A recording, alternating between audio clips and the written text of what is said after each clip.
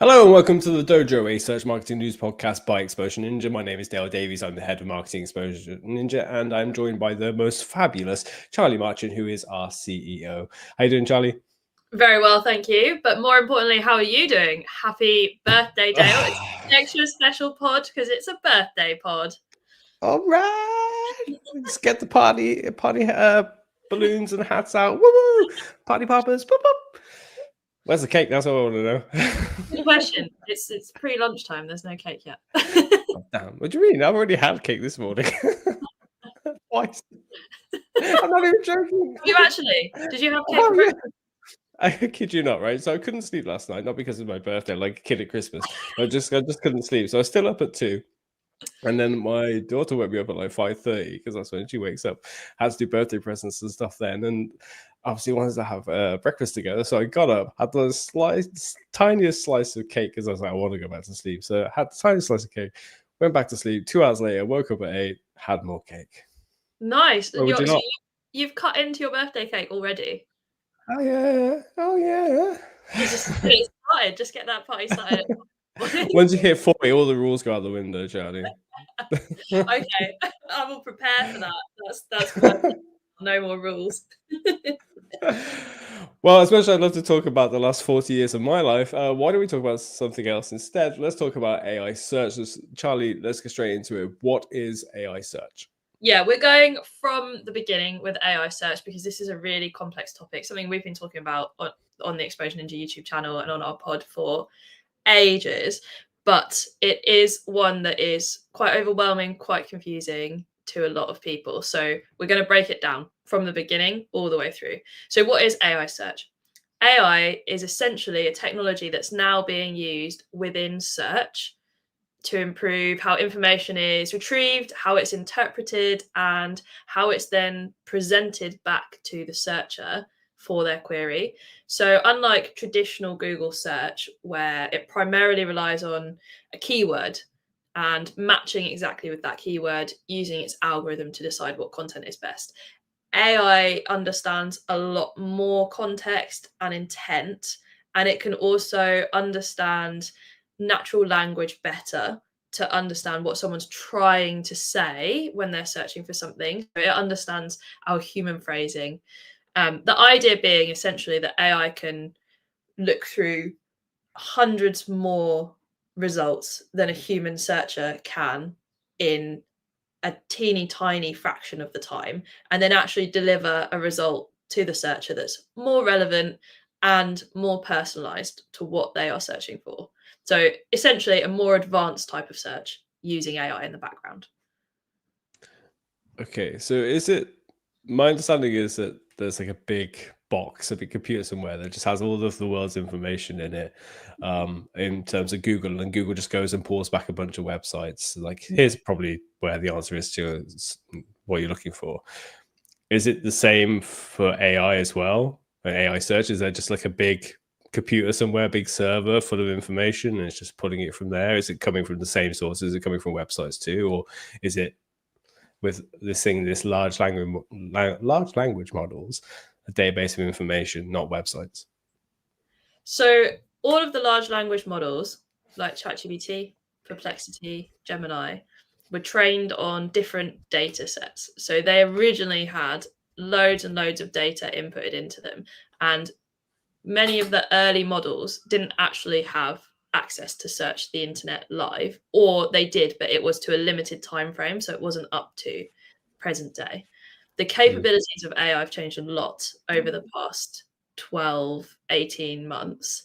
And now a lot of them can retrieve and search directly on the internet very quickly, looking through hundreds of results and pulling content from different websites and essentially repurposing that content into different answers.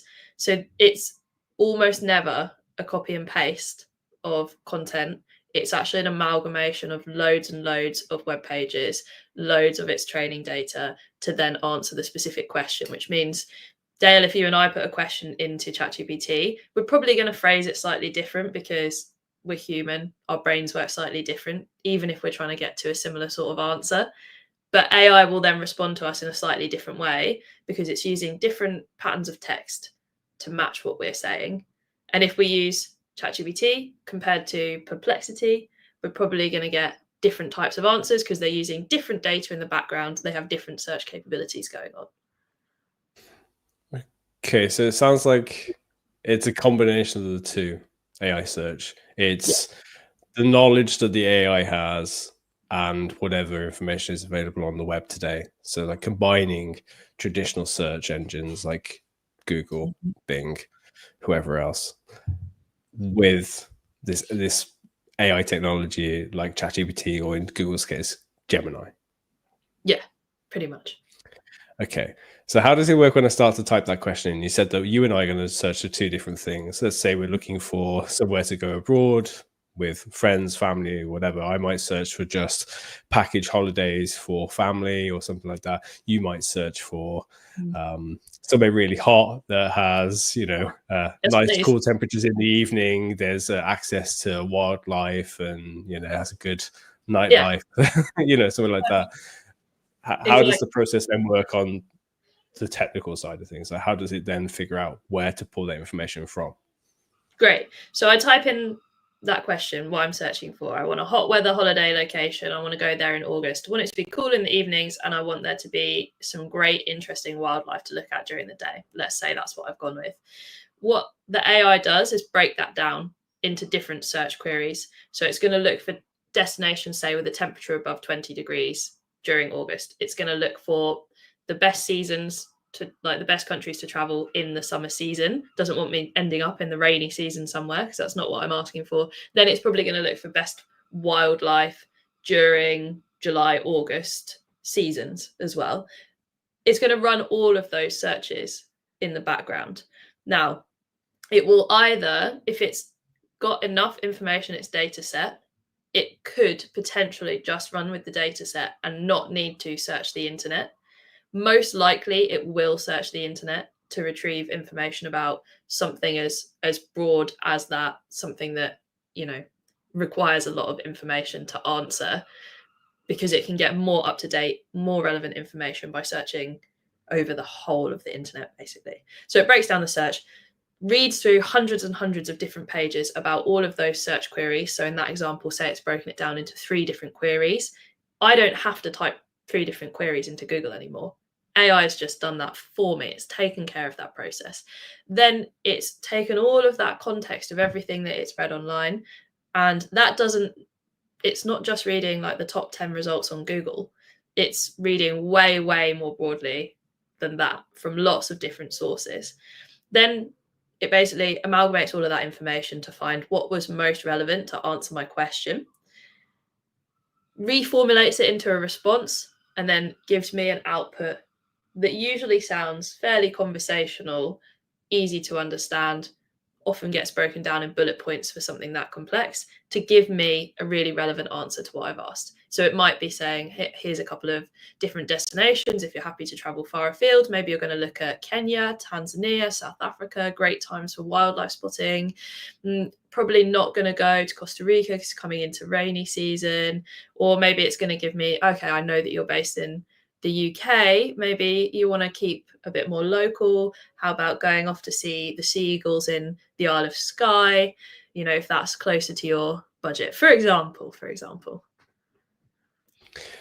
So it seems like it's putting in real-time information and may even make suggestions on don't go here because of various other aspects. There's been UK government has said don't go here for this reason, or just beware, or opposite, maybe there's a new festival that's going to be going on during that period as well that you should be aware of too.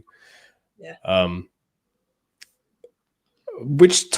are we going to be getting this type of search today? Where is it appearing? Where are we going to be getting it? As in, what kind of tools are we getting it from? Exactly. So there's quite a few different AI search tools, and I think this is where it starts to feel complicated. There's ChatGPT. This is one of the most dominant large language models, one of the most dominant AI search platforms, which is why it's often the one we reference most frequently, because it's the one we tend to see the most search traffic from, the most users. It doesn't mean it will always be the most dominant. The other one is Gemini, which is owned by Google. There's Perplexity. There's quite a few more different ones. Grok, Copilot, etc. And then there's also now Google's AI mode, which we've spoken about very recently. That was a new release on the 20th of May from Google, currently in the US only, and also now in labs in India. If you've not heard of AI mode, I would recommend going and checking out some of our recent YouTube videos where Tim breaks down what AI mode actually looks like and does a bit of a walkthrough so you can see it. But it's very similar to ChatGPT. It's just based on Google's browser. Do you think that the tool that I pick may depend on the kind of search that I have, or do you think that these will just amalgamate together, that it doesn't matter where I go, my search is just going to be AI search by default? I think the tool that gets used is more about personal preference and more about the tools that either people have to use at work, because some people will have AI tools built into their work tool stack, or otherwise it will just be the one that's becoming most popular and most on the radar of people. So a lot of my network, my friends, my family, it's ChatGPT is the one that they've heard about first. So it's the app that they've ended up installing on their phone. It's not that Perplexity or Claude or Gemini will do a worse job. It's just that that has become the most popular, the most heard about, the one that, had some marketing gimmicks around making AI images and playing with looking like an action figure and that kind of thing. And that kind of thing makes it catchy to most people. But you can get great results out of AI search, irrelevant of which platform you're using and looking at. There's slight nuances in the way that they do things. Now, I know you've got a preference for some over others, and we don't necessarily share the same preferences. Some sound more conversational. Some actually, I feel like, look more advanced, give you more technical breakdowns of the kinds of things they're searching. You can get that in Perplexity. Whereas in others like ChatGPT, that's a bit more hidden. It doesn't necessarily bring you an overview of what queries it's broken down, what sources it's cited, whereas Perplexity usually does that right at the top of the result. I'm quite fond of Claude, and I know you are too, but I think we're both fond of it for different reasons. So I use Claude a lot for creative writing, but never for just general knowledge searches or web search or anything like that. I have a query that I'm kind of dependent on sources from the web, looking for the history of a subject or for deeper knowledge or looking for real-time information. I may tend to go towards Perplexity because it kind of does that stuff out of the box, whereas some of the others you have to tell it to search the web. Like ChatGPT, often have to click it and say, like, please go search the web for this query. Whereas what I really want is an AI that just does that for me. And it decides how much of real-time information, how many websites or businesses to cite based off my search, rather than I have to tell it where to go, which sounds kind of like what Google is going for. Am I correct? With their version, with AI overviews and AI mode, where it just decides for you how much information to pull through. Yeah, absolutely. And it kind of makes sense because it makes it easier for the searcher. There's been a lot of talk when AI started to get big about prompt engineering, getting really good at writing queries, writing prompts to get the outputs that you want from AI.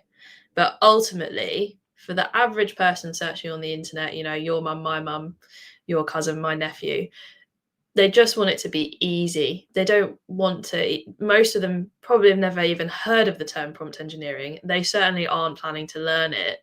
So Google is definitely trying to serve the majority here. The majority of searchers make it easy and simple. They're able to just input whatever it is they're thinking, give as much context as they feel they need to or want to give for the search, and deliver them a really relevant answer without them needing to think about what AI might want to know from them. So are we suggesting here that AI search may be a big thing? I mean, judging from the title that we picked for today, I'm going to say that it's quite important, and we probably know the answer to that. But let's just say we don't know the answer, and the person watching or listening along doesn't know why this is important. Why are we saying that AI search is important, Charlie? It's going to be huge. It's going to be a massive shift. If anyone remembers the 90s when the internet first came on the scene, yeah, Dale and I do remember the 90s. It is akin to that moment where actually businesses need to be thinking about how their customers are going to find them and what the future is going to look like. And there were businesses who buried their heads in the sand back then, I hate to say it. Yellow Pages, for example, Blockbuster, for anyone who remembers Blockbuster, they didn't take well to the internet, didn't really get themselves online, where they moved to DVD rather than VHS eventually, but were easily overtaken by platforms like Netflix, Disney Plus, and all of the other streaming services that we all use these days, rather than going into a Blockbuster store.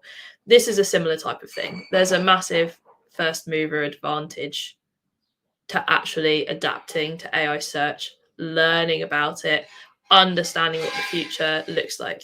It's going to be huge because the search capabilities, when you've got AI in the background, make it so much faster, more thorough, more relevant, more personalized than anything that we've ever seen before from search.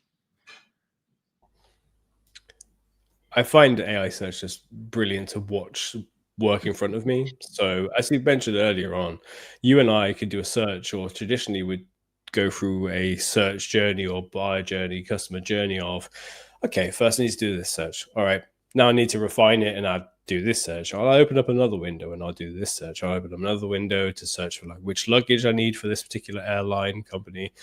Open up another one for accommodation.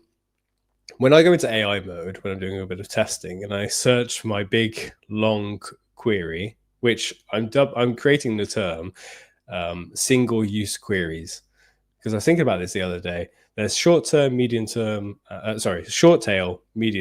and long tail search queries where it's like travel in Europe, with a family of 5. Mm-hmm.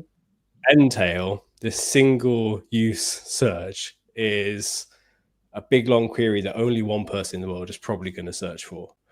It's so personal to me that it's going to get used once and then it will never be used again.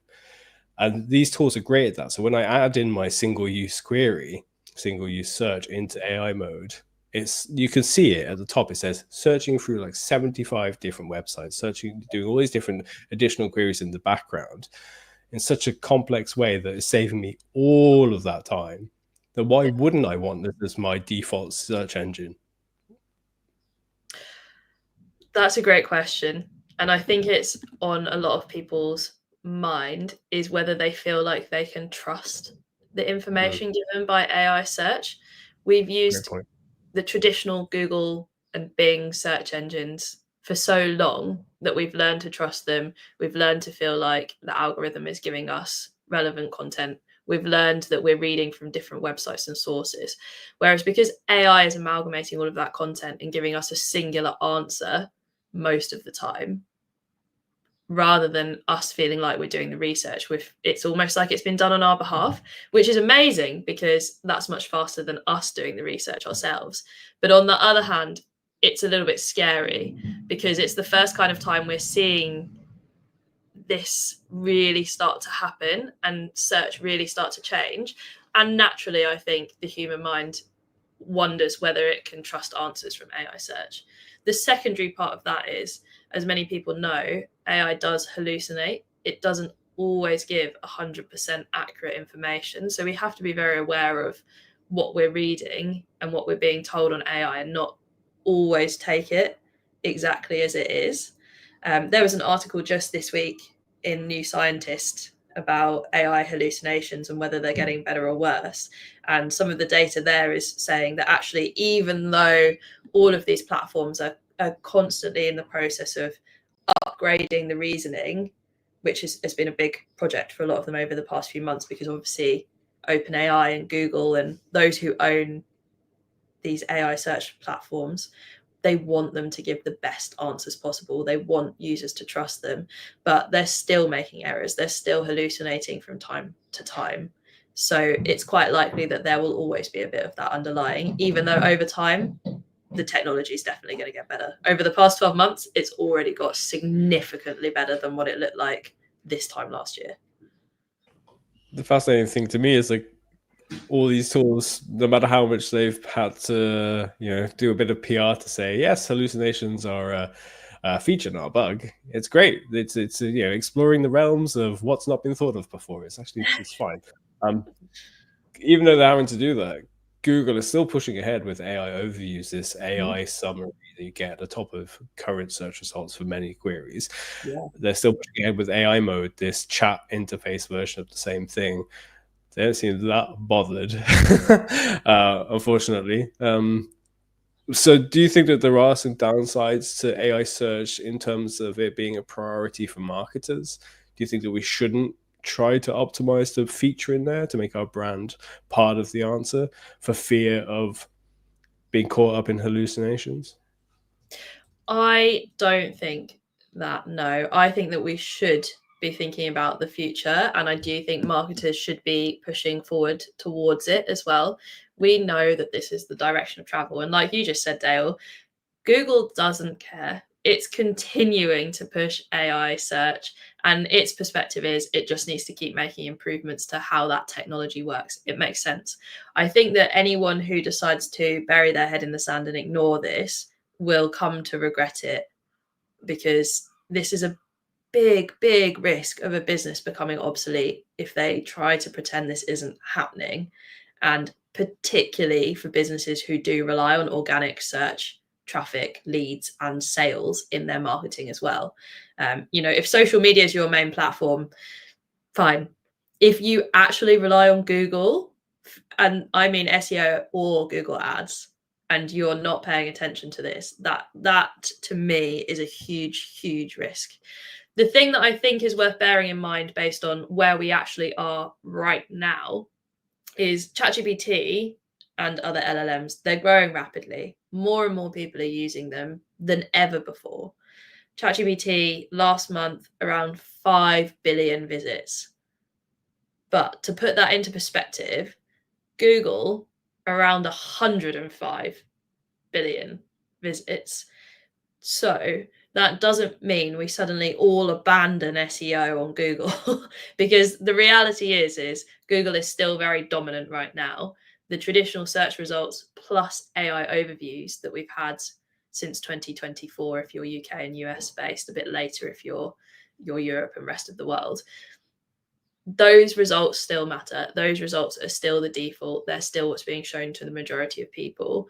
But I think it was last week's podcast, Dale, where we looked at some data from SEMrush, who had been projecting what actually is going to happen with search, organic search versus search on LLMs and AI. And I think their projection was around 2028 is the time at which they think AI search will overtake traditional search, which to me means you've got 3 years to sort it out, max. Yeah, I was gonna say max. Like it's way less than that. So when you were just covering it just then, I was thinking about when parents, when they're talking to their kids and saying you should do this, you should do that, and they're saying you don't believe me now, but trust me, when you're a No parent, way, you'll Mom. realize I was right. Yeah, you'll realize I was right the entire time. I feel like Google's pushing ahead with this. So like, okay, you might not like it, but everybody who has access to AI mode and AI views from the broader world population, not people who work in search engine optimization or work in search marketing, the people who are like having to deal with it, but the end user, the consumer who they actually care about more, far more, they're like, cool. They seem to like it. We're going to push forward it. You're going to just have to like it or lump it. You got no choice. So this is coming. And I think I referenced this before in a previous podcast, but the Alphabet CEO, and Alphabet owns Google, summed up, I said in a recent podcast interview, AI mode is coming faster than you think.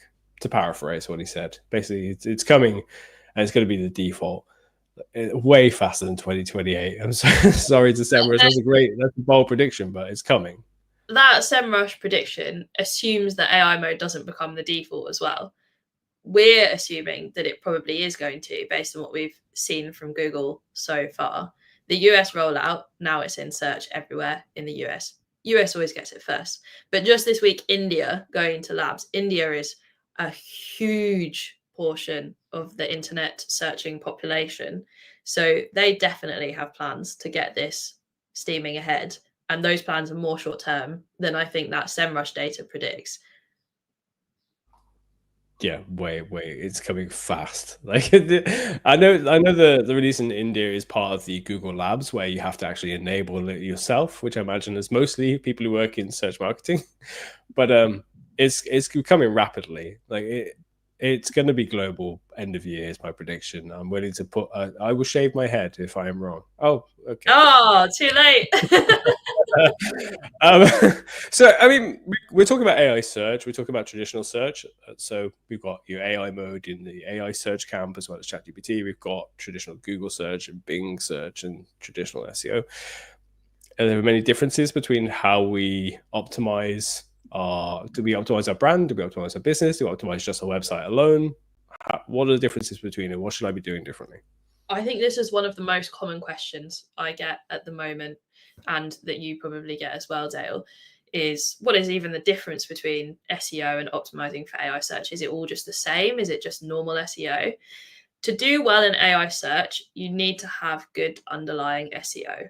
All of the principles that apply to SEO pretty much apply to AI search as well.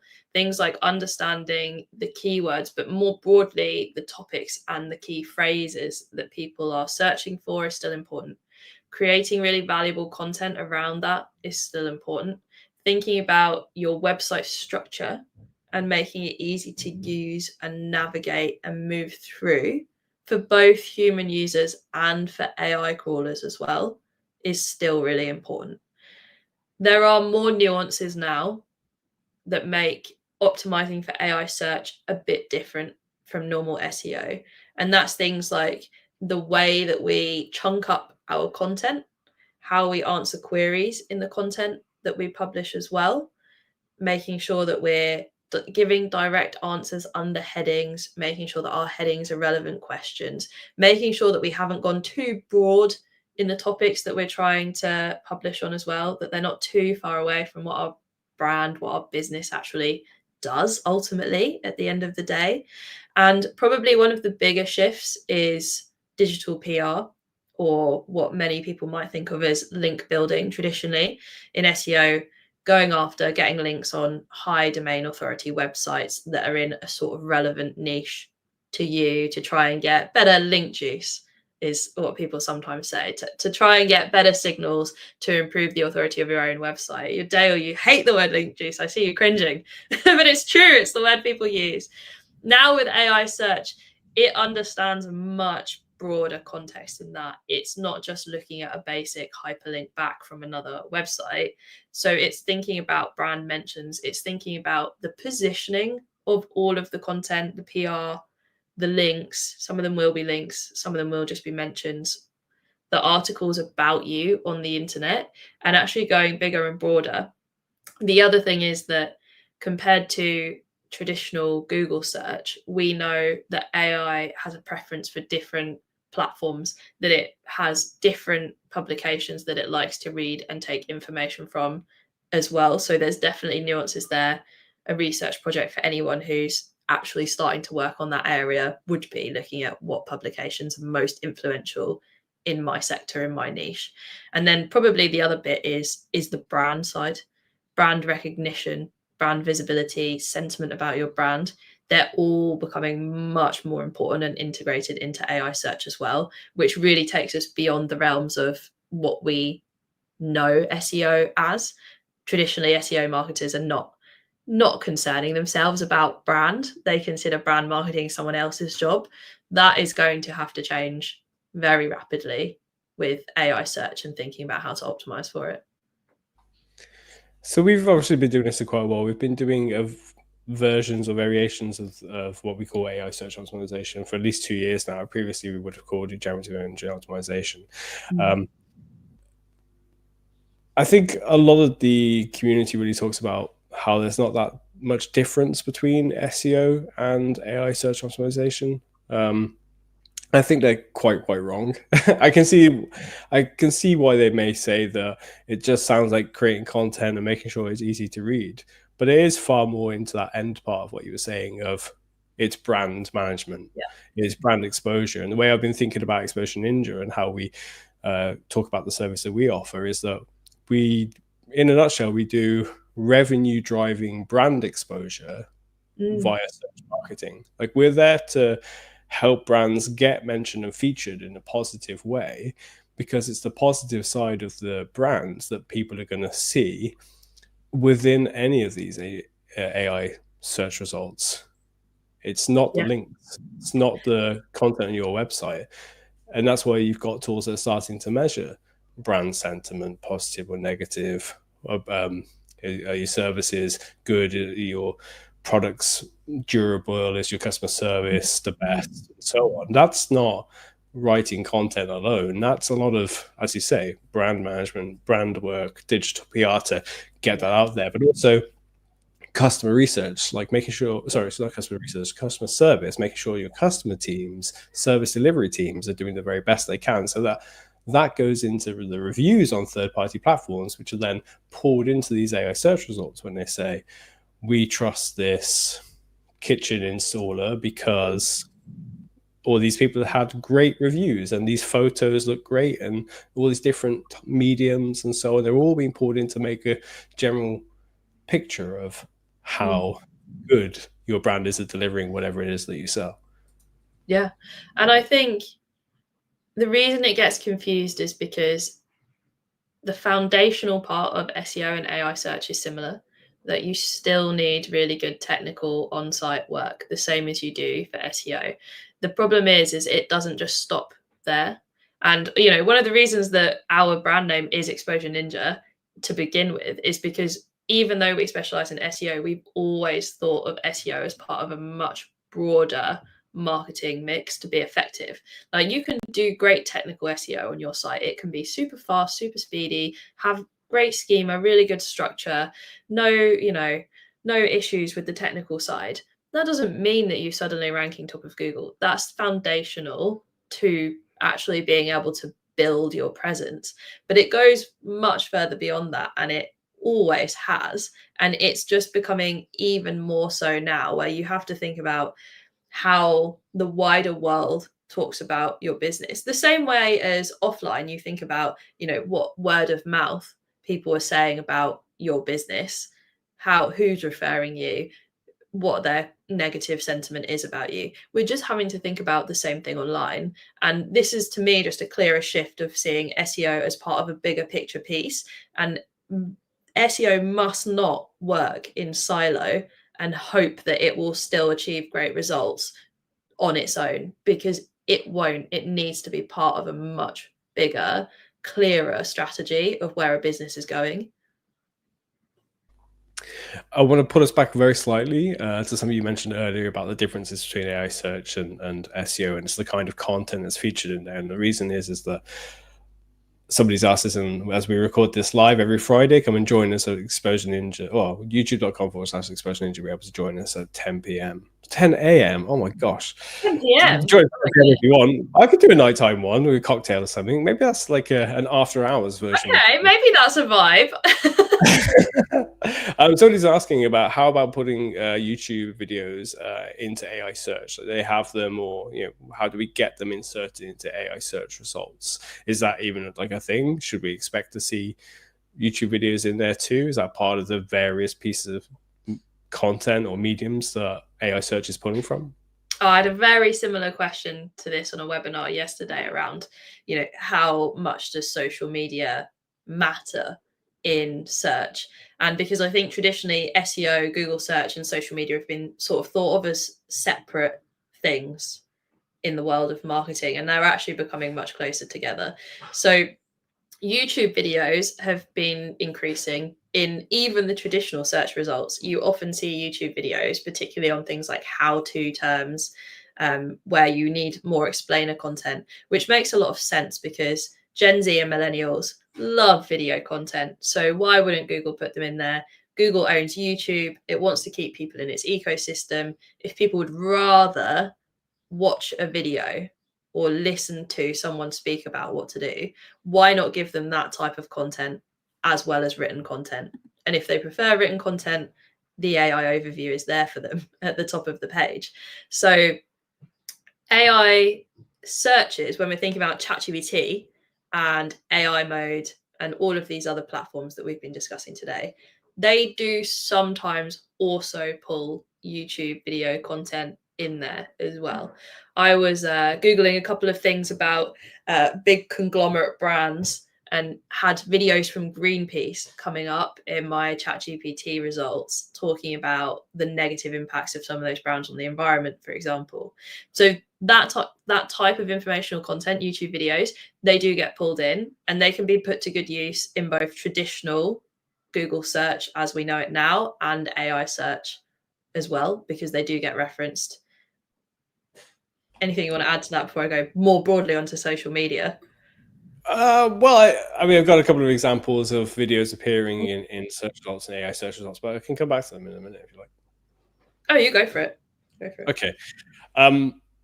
Just this week, Kelly Wilson, who works in the marketing team, who I absolutely adore, favorite person in the world right now, shared a screenshot with me where she was doing some testing for AI mode, this replacement search that we were talking about, where when Kelly searched for what is AI mode, within AI mode returned our video by our founder, Tim Cameron Kitchen. And it was just in there in the AI mode response of saying, like, you can watch this video and learn exactly what AI mode is. And if you go in, just not to talk too much about ourselves in this, because we're just trying to share information to help you understand just how important this is. But if you go search for AI Search Optimization Agency right now, the first response you'll see is a video pack, which is like 3 videos, which Google shows for some search queries. 2 of the top videos are for Exposure Ninja. So the first one is what is AI search optimization. The second one is this tool turns SEOs into gods. I really recommend that video. It's really good. Then you scroll down, we've got a couple of ads, then our service page for AI search optimization, then an AI overview as well, in which we're featured in there too. So we've got all these different types of content. We've got service pages, podcasts, videos, multiple different types of videos, distribution, and it's all getting pulled through into this AI search version as a result. The reason I find this one so funny is, though, Google's AI mode is Google's product. Why not explain what AI mode is yourself? If we'd rather have Tim, our founder, explaining what AI mode is. But that's because, you know, people take in different types of video content. AI prioritizes first person experiences sometimes as well, so that you're not actually only hearing what a business has to say. This kind of links back to the importance of more broadly PR and publishing information about your business on other websites, articles, news sites, whatever it is that you're up to online, because AI doesn't just take what you've said on your own website and trust that as the truth. It's looking across hundreds of other websites, including YouTube videos. But also, the point I was getting to before is that's even broader than that. It's also bringing in sites like third-party review sites, so, you know, Trustpilot, FIFO, G2, those types of sites, as well as conversational forum sites like Reddit, like Quora. We're seeing way more of those guys in AI search because it's actually pulling those first person experiences from there as well. And I think that is something that's going to continue as we go, provided that the content on those sites is still assumed by AI to be good, valuable, legitimate content, not just written by bots or people copying and pasting out of ChatGPT, which is the big risk that those sites face at the moment, with people realizing that the content from there gets surfaced in AI. I want to talk a little bit more about how businesses can go about featuring these results, especially like the smaller businesses or underdogs, or perhaps they're not in the top 5 when it comes to market share. They may be in the top 10, or they're just about to get in there. They're in position 11 in market share. They want to kind of compete well. They're probably thinking they may not be able to. Before I do touch on that, somebody's asking about semantic SEO. I don't think we're going to be able to give you a really good answer on semantic SEO right now, but the one thing I would say is that it's a very important part of this, but it's more about entities. So to touch on this very briefly, because it's a complex subject, if I was searching for the best the best iPhone case under $50 that's hard wearing or something like that, each part of that is a different entity. Like iPhone is a thing, a case is a thing. Therefore, you want to try and optimize your content around those things and that your brand is associated with them, so that when doesn't matter how long your search query is, it knows to associate, okay, that item with that brand, that price category, our brand is really well known for those areas. And your content should be built around that, but it is far more complex. And if you want to understand more about it, how it impacts your business specifically, I'd suggest you just come and chat to us. You can submit your website to us to review, and we can see how much we can help when it comes to AI search optimization. Just go to exposureninja.com/review and just give us your business and website details. And if we can help you with it, we certainly will. But just back to that.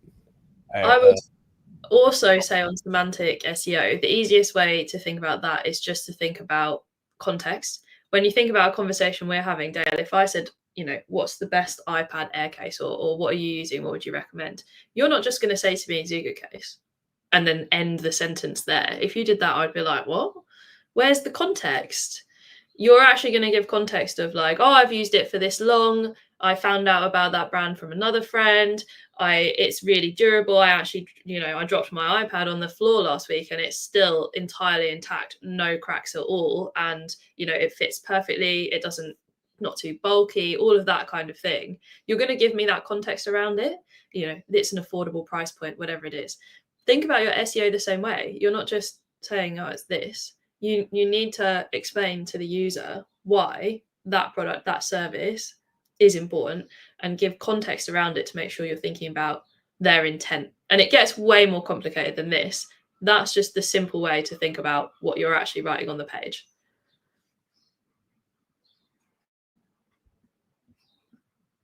Oh, Dale, you're muted. Wow. Fabulous. Charlie, if you are working at a smaller business or an underdog, or you're trying to crack into the top 10 when it comes to market share, or you're in the bottom 5, you want to finally make it into the top 5 to top 3, do you have any chance in AI search, or is this going to be entirely dominated by the big brands? Oh, this is something that is on the mind, I think, of so many businesses right now. Like, SEO and Google Ads have become so competitive when there are, particularly in industries like kitchens, bedrooms, bathrooms, for example, where there are really big spenders like Wren Kitchens in those fields, fighting tooth and nail for the top spots, pouring ad budget into Google Ads so that they can be at the top of the search results for various phrases around bespoke kitchens, custom kitchens, all of that sort of thing. Just an example. AI search works differently. And from what I've seen, you do not have to be the biggest brand to be competing in AI search. There was some research the other day from SEMrush, I think it was as well, showing that actually AI search quite frequently references content from pages that are from websites that are on page 2 of the search results, page 3 of the search results, sometimes even further back than that, because it's actually looking for the most relevant content to the query, because those queries, those searches can be much more personalized now. Whereas the Google algorithm is trying to deliver the best it can for the majority, because there's only so many top spots. So it means it can't give you a personalized set of results on those pages because it's not using AI in the traditional Google search results.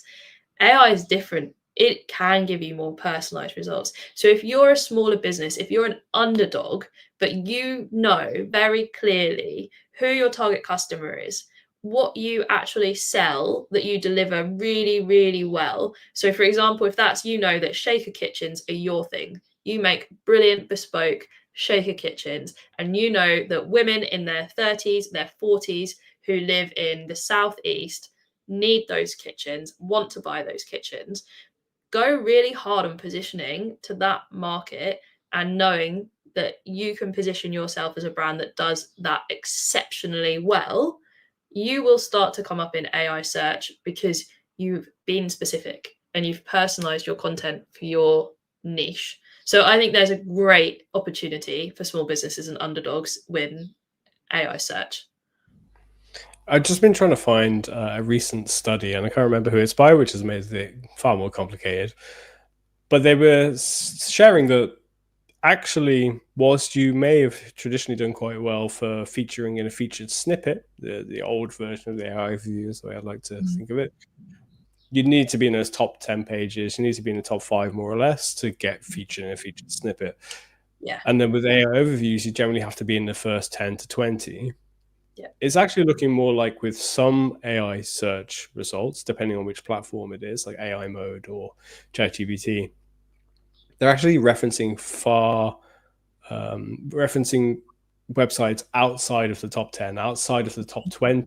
And that, I think the graph showed the majority of the websites featured in, let's just say, AI mode results and citations on the right hand side were mostly outside of the top 20, which aligns with what Google is trying to say, that websites are actually getting featured more, that Mhm.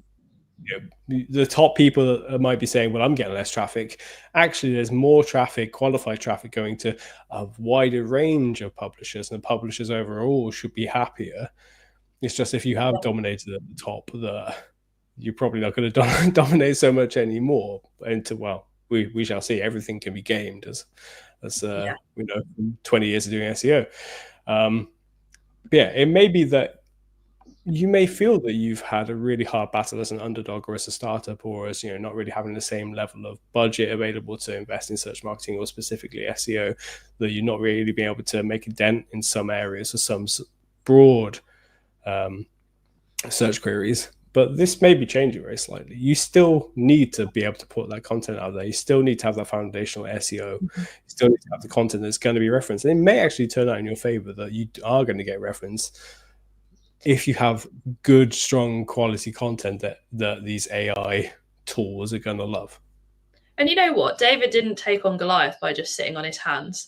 This is one of those things about, you can say there's so many big ones in my industry with big budgets, and there may well be, but that doesn't mean that underdogs can't do well. You just have to be smarter in your marketing, smarter in the things that you're doing. And AI search is a fantastic opportunity because so many big brands haven't even scraped the surface of thinking about this yet. They're often slower moving, they've got more red tape.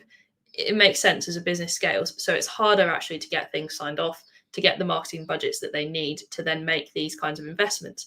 Underdogs, small and medium enterprises, have so much more ability to move fast. And that's really important with the advent of changes like this, is that actually that is their advantage. That's the biggest advantage they have over large brands. And the reason I say that smaller brands, medium businesses shouldn't be put off by this kind of thing is because we've seen it with our own clients. When AI mode went live, we had our fabulous client who works in lawn care products in the US, golf course lawn, beating Amazon in some of those searches. I was having a conversation with AI mode in the US about kelp lawn fertilizer, and I was like, I first need to find out what that is because I'm not even sure. I don't know. And I had a conversation with AI mode, and it was Ron, who owns that business's content, that was coming up because he's such an expert in the area, whereas Amazon doesn't have someone who can be an expert in the lawn care area. They're so big, they're so broad that they can't go niche, they can't show expertise about lawn care. And it's probably not the area that they would even spend budget for trying to find and deliver expertise. That means there's a huge advantage to smaller and medium-sized businesses in that kind of sector. The same for Zugu case. They are always coming up for the best iPad Air cases because they actually have them. But they can beat Amazon in all of those kinds of results. You can buy iPad Air cases from all sorts of random sites, all sorts of big businesses and brands, from Argos, from wherever else, Walmart probably if you're in the US. But actually, they're the ones who get to be top of those results. And that's because they've thought very strongly about their SEO, their PR strategy, and they've translated that with us, with our support here at EN, into AI search as well. So don't be deterred, is what I'm saying. If you're an SME or if you're just starting out here, there's way more opportunity to take advantage of AI search. I'm very briefly going to touch on a question from the audience before we move on to my last question to you, Charlie. So somebody's asking about, have we talked at all so far about AI referencing bad, incorrect, or hallucinated AI blogs and articles? I don't know if this is something you've touched upon or heard anyone talk about internally. Yeah, and we briefly talked about this slightly earlier in the episode, that there are still times at which AI does hallucinate, and I have heard people worrying about AI referencing incorrect or bad content.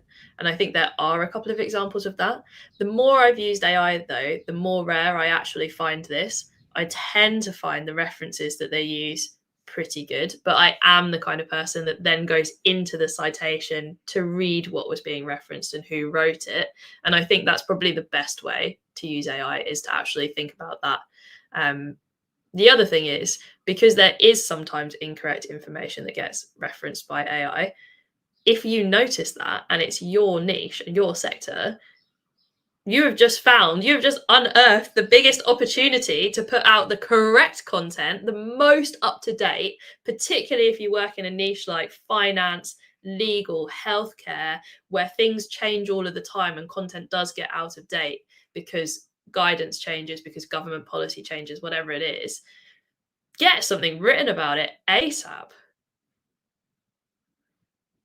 There was a fantastic piece that the team that works on Patina law firm, they took some existing information out there and just made it more accessible. Just if there is data out there, just make it easier for people to use and for the AIs to reference as well. You have a great time. But on the point of AI referencing hallucinated content or blogs that have been created with AI. So, for example, if I'm writing about ChatGPT user statistics and I've used AI to create it and it's just hallucinated it, Google is actively working against this.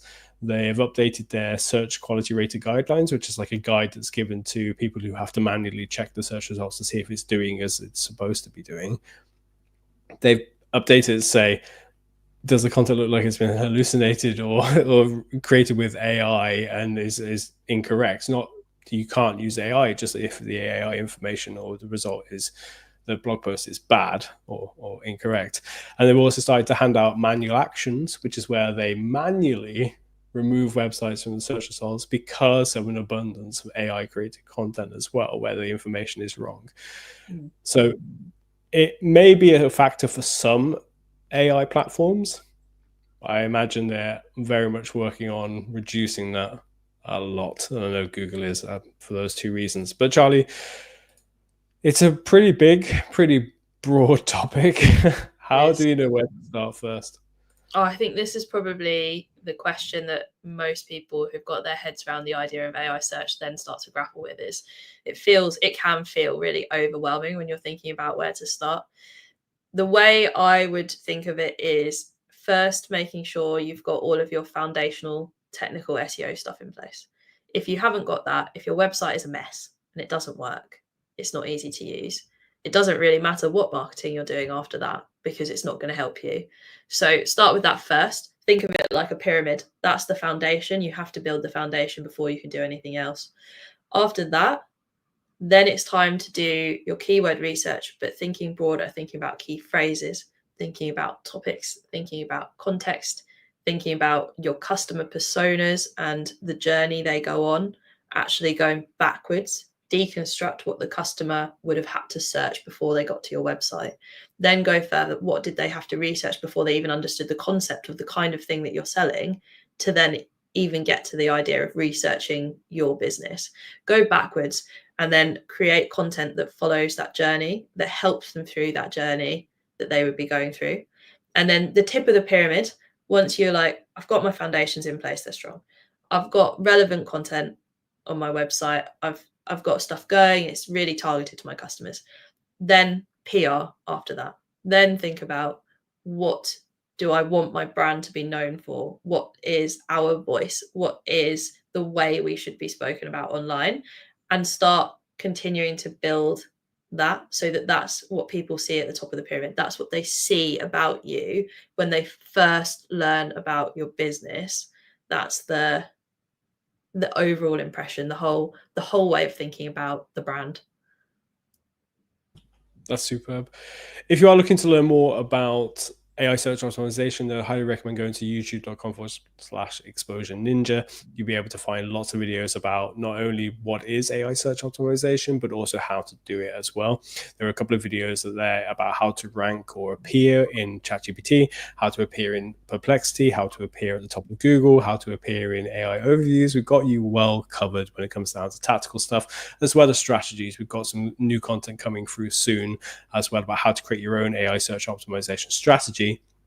So make sure you're subscribed to us at youtube.com/exposure ninja. And for all of our written content, you go to exposureninja.com/blog or /podcast, and you'll find an abundance of stuff that will help you to strategize and pick the best tactics for your business, regardless of what size you are.